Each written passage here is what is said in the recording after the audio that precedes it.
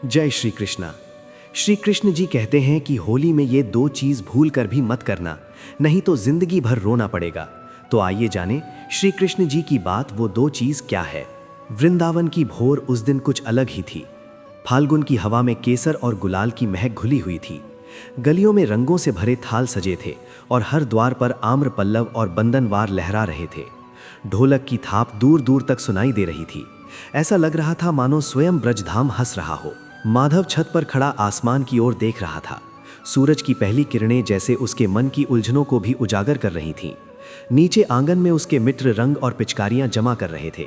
वे हंसते हुए कह रहे थे, आज तो मजा आ जाएगा, जिसे साल भर की खुन्नस है सब निकाल देंगे, बुरा न मानो होली है। माधव भी हंसा, पर उसके भीतर एक हल्की सी बेचैनी थी। पिछले वर्ष की होली उसे याद थी। उसी दिन उसने हंसी हंसी में अपने छोटे भाई को इतना रंग दिया था कि उसकी आंखें जलने लगी थीं। माँ ने डांटा भी था। उत्सव का अर्थ उच्छृंखलता नहीं होता, पर वो बात उसके मन में टिक न पाई। इस बार मित्रों ने एक और योजना बनाई थी, गांव के पंडित हरिदास जी को जबरदस्ती रंगने की। वे वृद्ध थे और प्रायः एकांत में भजन करते थे। उन्हें शोर पसंद नहीं था। मित्रों ने कहा, आज तो उन्हें भी बाहर खींचेंगे, बहुत साधु बनते हैं। माधव ने भी हामी भर दी, पर तभी मंदिर से शंख ध्वनि गूंजी। वो अनायास ही वहां चला गया। मंदिर में श्याम सुंदर की छवि अद्भुत थी।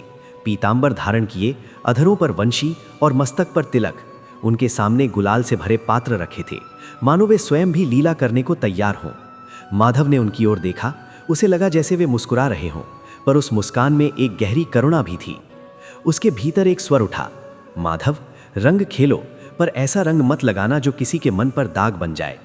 वो चौंक गया। क्या ये उसका भ्रम था? उसने सिर झुका लिया और बाहर आ गया। दोपहर तक होली का उत्सव पूरे शबाब पर था। ढोलक, मंजीरा, हंसी ठिठोली और रंगों की बौछार। माधव भी बहकने लगा। उसने एक राह चलते युवक को पकड़कर जबरन रंग दिया। युवक ने मना किया था, पर भीड़ के शोर में उसकी आवाज दब गई। थोड़ी देर बाद वे सब मिलकर पंडित हरिदास जी के घर पहुंचे। दरवाजा बंद था। मित्रों ने जोर से खटखटाया। भीतर से धीमी आवाज आई, कौन है? होली है, बाहर आइए, कहकर एक मित्र ने दरवाजा धक्का दे दिया। दरवाजा खुल गया। अंदर पंडित जी पूजा में लीन थे। उनके सामने गीता खुली थी और दीपक जल रहा था। एक मित्र ने आगे बढ़कर उन पर रंग डाल दिया। रंग की बौछार सीधी उनकी आंखों में पड़ी। वे घबरा गए। दीपक उलट गया और गीता के पन्नों पर रंग और तेल फैल गया। उस क्षण जैसे समय ठहर गया। माधव की आंखें उस गीता पर टिक गई। उसे लगा जैसे श्याम सुंदर की वाणी उसी ग्रंथ से उठकर कह रही हो, उत्सव वो है जो भीतर का अंधकार दूर करे। यदि तुम्हारे कारण किसी की साधना भंग हो तो ये रंग नहीं, अधर्म है। पंडित जी की आंखों से आंसू बह निकले। वे क्रोध से नहीं, पीड़ा से कांप रहे थे। बोले, बेटा, मैं बाहर आने ही वाला था, पर तुमने अधीरता में मेरी पूजा भंग कर दी। माधव के भीतर जैसे बिजली कौंधी।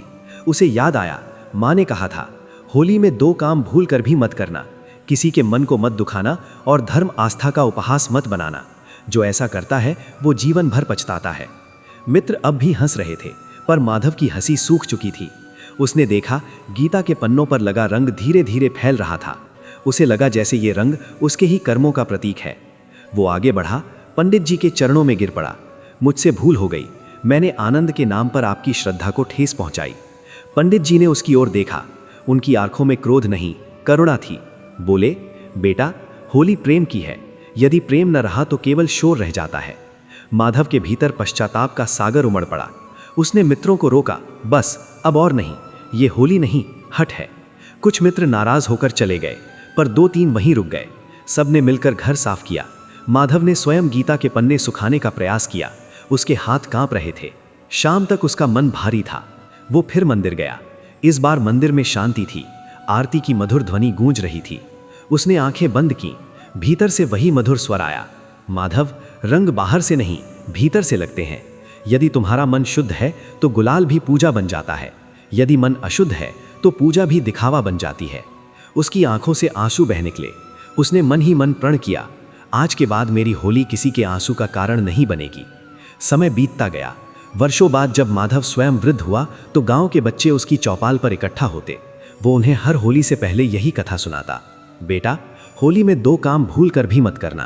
पहला, किसी के मन को चोट मत पहुंचाना, चाहे मजाक ही क्यों न हो। दूसरा, उत्सव के नाम पर अपनी मर्यादा और धर्म का अनादर मत करना।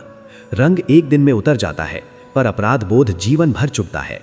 और जब बच्चे पूछते, दादा आपको ये किसने सिखाया, तो वो मुस्कुरा देता और मंदिर की ओर देखता जहां श्याम सुंदर अब भी मुस्कुरा रहे होते। उसे लगता जैसे कान्हा कह रहे हों, जिस दिन तुम्हारी होली में केवल प्रेम होगा उसी दिन मैं तुम्हारे संग रंग खेलूंगा। और सच में उस दिन से माधव की हर होली शांत, मधुर और प्रेममयी हो गई। गांव में लोग कहते, इसकी होली में शोर नहीं, श्याम का भाव है। इस प्रकार माधव ने समझ लिया कि उत्सव का असली अर्थ है अहंकार को जलाना और प्रेम को जगाना। जो ये समझ लेता है उस